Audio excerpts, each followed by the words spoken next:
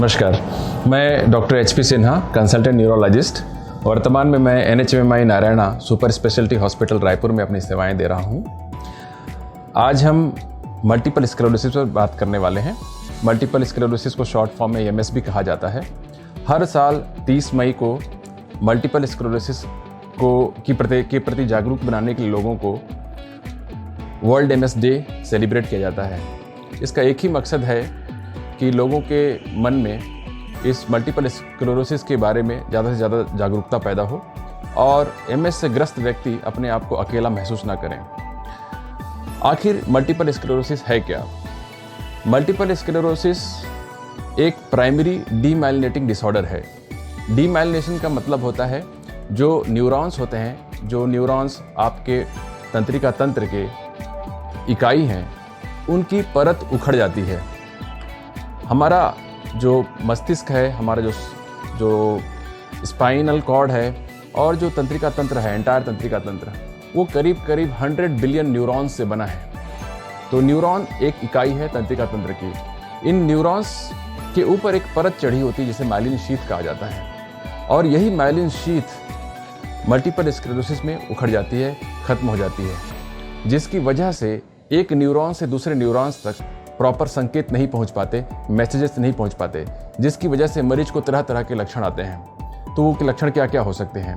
इसके लक्षण बहुत हद तक स्ट्रोक की तरह होते हैं। कभी एक हाथ सुन्न हो सकता है, कमज़ोर हो सकता है, कभी पैर सुन्न हो सकता है, कमज़ोर हो सकता है, कभी देखने में दिक्कत हो सकती है, अचानक से नज़र कम हो जाती है, सुनने में अड़चन हो सकती है, तोतलाहट हो सकती है, बोलने में पूरी असुविधा हो सकती है, कभी कभी डबल दिखाई पड़ता है, कभी कभी बैलेंस बिगड़ जाता है, चलने फिरने में बहुत दिक्कत होने लगती है और कई बार की मरीज पूरी तरह बेड रिडन भी हो जाता है। तो ये सारे लक्षण मल्टीपल स्क्लेरोसिस में हो सकते हैं। इन लक्षणों के आधार पर डॉक्टर सस्पेक्ट करते हैं मल्टीपल स्क्लेरोसिस को, उम्र आदि को ध्यान में रखकर, और उसके बाद कुछ जांचें करते हैं, जैसे MRI, CSF स्टडी, पीठ के पानी की जाँच, VEP जो आँख की नसों की जाँच की जाती है, उसे हम VEP कहते हैं। फिर बेरा टेस्ट होता है जो कान के लिए किया जाता है। ये टेस्ट करने के बाद डॉक्टर कंफर्म करते हैं कि आपको मल्टीपल स्क्लेरोसिस है या नहीं। उसके बाद आपके लक्षणों के आधार पर, टाइम और स्पेस में डिसेमिनेशन के आधार पर ये भी तय करते हैं कि आपको किस प्रकार की MS है। 4 प्रकार के MS होते हैं, तो डॉक्टर उसके आधार पर फिर आपको कौन सा ट्रीटमेंट दे रहा है ये तय करते हैं। जब भी किसी मल्टीपल स्क्लेरोसिस के मरीज को उसका अटैक होता है तो उसमें स्टेरॉइड दिया जाता है, जिसे पल्स थेरेपी कहते हैं, मेथिलप्रेडनिसोलोन दिया जाता है, और 3 से 5 दिन तक देने के बाद फिर कुछ दिनों तक स्टेरॉइड, ओरल स्टेरॉइड मुंह के जरिए दी जाती है। और उसके बाद बीमारी की तीव्रता को ध्यान में रखकर डिजीज मॉडिफाइंग मेडिसिन दी जाती हैं। पहले ज़माने में कुछ साल पहले तक केवल इंजेक्शंस ही उपलब्ध थे डिजीज मॉडिफाइंग एजेंट्स के रूप में, लेकिन अब ये बहुत अच्छा हो गया है कि बहुत सारी ओरल मेडिसिन्स आ गई हैं जिसे हम गोली के रूप में खा सकते हैं, जिसकी वजह से जिन मरीजों को निडिल फोबिया हुआ करता था उनके लिए बड़ी आसानी हो गई है। और समय के गुजरने के साथ दवाइयों के दाम भी काफ़ी कम हो गए हैं।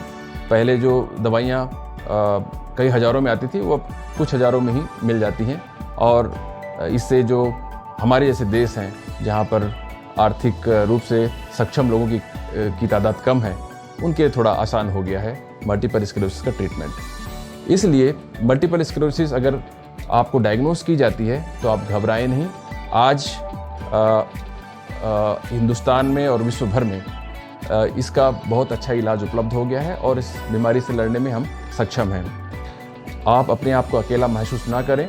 आपके जैसे बहुत सारे मरीज हैं, क्योंकि अभी हम देख रहे हैं कि हिंदुस्तान में भी इसके मरीज बढ़ते चले जा रहे हैं, और हम जैसे और बहुत सारे डॉक्टर्स इस बीमारी से लड़ने में आपकी मदद के लिए हर समय हाजिर हैं।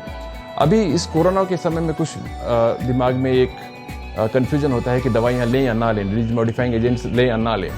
तो मैं आपसे कहूँगा कि जो दवाइयाँ आपको प्रिस्क्राइब की गई हैं वो आप लेते रहें। जैसे आपकी बीमारी अगर बहुत स्टेबल है तो कुछ इंजेक्शंस हो सकता है कि उसका इंटरवल बढ़ा दिया जाएगा। वो निर्धारित करने के लिए आप अपने ट्रीटिंग डॉक्टर से मिलें।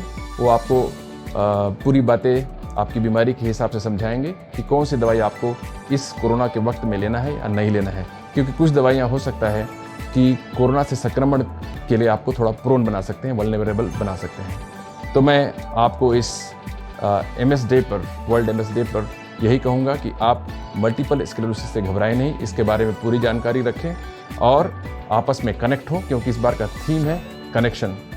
आप कम्युनिटी कनेक्शन करें, सोशल कनेक्शन करें, अपने आप से कनेक्ट हो और इस बीमारी से कॉन्फिडेंस के साथ लड़ें। धन्यवाद। Thank you.